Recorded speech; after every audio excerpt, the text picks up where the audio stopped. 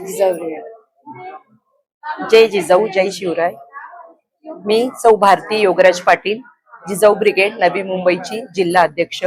आज आम्ही NCMC महाराष्ट्र राज्य परिवहन मंडळाचा महिलांसाठी आणि ज्येष्ठ नागरिकांसाठी जे अर्ध तिकीट किंवा याचा स्मार्ट कार्ड त्याचा कॅम्प आयोजित केला आहे। समाजातील सर्व महिलांसाठी आणि ज्येष्ठ नागरिकांपर्यंत सर्वांसाठी ही योजना आहे। त्याचा सगळ्यांनी आज छान प्रकारे लाभ घेतला आहे। आम्हाला खूप छान प्रतिसाद मिळत आहे। आज जास्तीत जास्त महिलांचा आम्ही नोंदणी करून घेणार आहोत। त्याच्यानंतर ज्या उर्वरित महिला आहेत त्यांच्यासाठी आम्ही 2-3 दिवसात पुन्हा कॅम्पचं आयोजन करणार आहोत। शिवराय, आज जो आम्ही एसटी महामंडळाचा NCMCचा जो कॅम्प भरवला आहे स्मार्ट कार्डचा, त्याचा प्रतिसाद बघता आम्हाला हा कॅम्प परत घ्यावा लागणार आहे असं वाटत आहे। आम्हाला त्यांनी सांगितलं होतं की मिनिमम 50 तरी बायका होतील का तुमच्या। आम्हाला शंका होती, नाही झाली तर आम्ही म्हणलं की आम्ही सोसायटीतल्या बायका गोळा करू, पण 50 करू। पण आजचा रिस्पॉन्स बघून आम्हाला 2-3 वेळा कॅम्प घ्यावा लागेल असं वाटत आहे।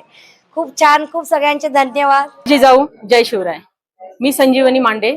आज आम्ही मराठा सेवा संघ प्रणित जिजाऊ ब्रिगेड तर्फे एसटी महामंडळाचा इथे स्मार्ट कार्डचा कॅम्प घेतलेला आहे। तर इथे भरपूर आम्हाला प्रतिसाद मिळालेला आहे। मी स्वतः नोंदणी केली आहे, तर जवळपास आतापर्यंत 400 ते 450 लोकांचं नोंदणी झालेली आहे। तर महिलांनी सगळ्यांनी प्रतिसाद दिलेला आहे आणि आम्हालाही आमच्या कार्याला मदत म्हणून एसटी महामंडळाने पण प्रतिसाद द्यावा आणि असेच कॅम्प करण्यासाठी आम्हाला मदत करत राहावी। तर आम्ही भरपूर काम करू आणि एसटी महामंडळाला मदत करू। नमस्कार, मी मनीषा देसाई। जिजाऊ ब्रिगेडच्या माध्यमातून आम्ही एसटी महामंडळाच्या जी संकल्पना आहे की महिलांना 50% जे तिकिटामध्ये माफक सवलत मिळालेली आहे। आजपर्यंत काय होतं, सरकारने डायरेक्ट एसटी महामंडळामध्ये गेलं तर डायरेक्ट तिकीट महिलांना बघून ते डायरेक्ट 50% तिकीट कमी करत होते। पण आता काय, सगळी धोरणं बदलायला लागलेली आहेत। इलेक्शन संपलेलं आहे, त्यामुळे धोरणं बदलायला लागलेली आहेत। त्यामुळे प्रत्येक महिलेला आता त्यांचं कार्ड हवंय। जेव्हा एसटी महामंडळात आपण जाऊ तेव्हा त्यांना कार्ड हवं असणार आहे।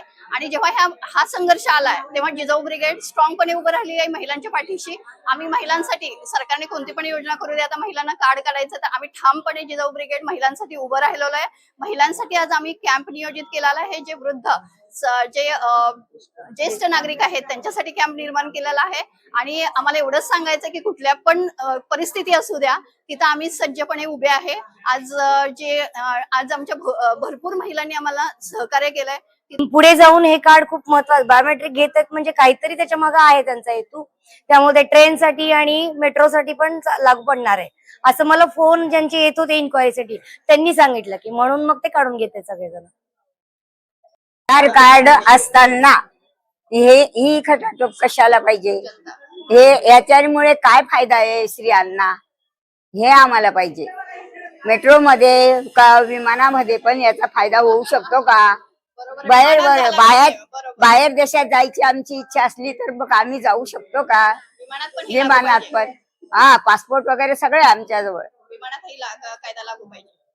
विमान मी या सर्व महिलांच्या वतीने आपले सर्व सिनियर महिला आणि या जिजाऊ ब्रिगेडचं आभार मानते। प्रथम तर त्यांनी जो हा कॅम्प लावलेला आहे तो अतिशय महिलांना उपयुक्त असा उपक्रम राबवलेला आहे।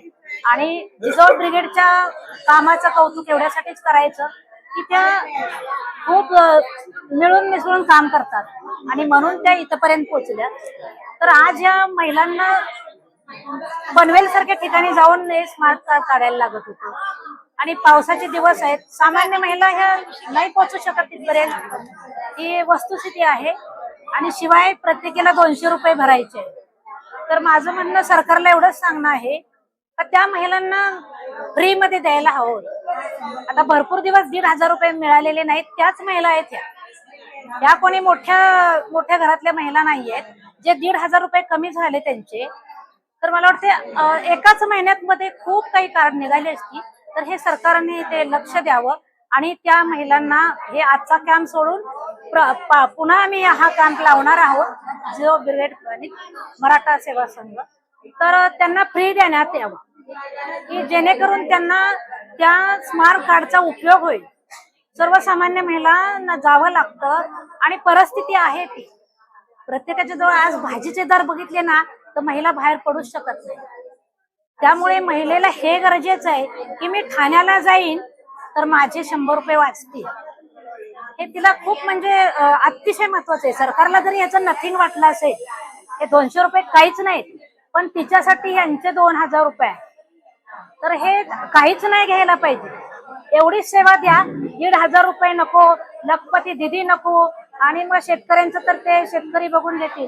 परंतु या सामान्य महिला आहेत. आज झोपडपट्टीचा एरिया एवढा मोठा आहे की तिथे डबल लोकसंख्या आहे महिलांची. अतिशय परिस्थिती बिकट आहे.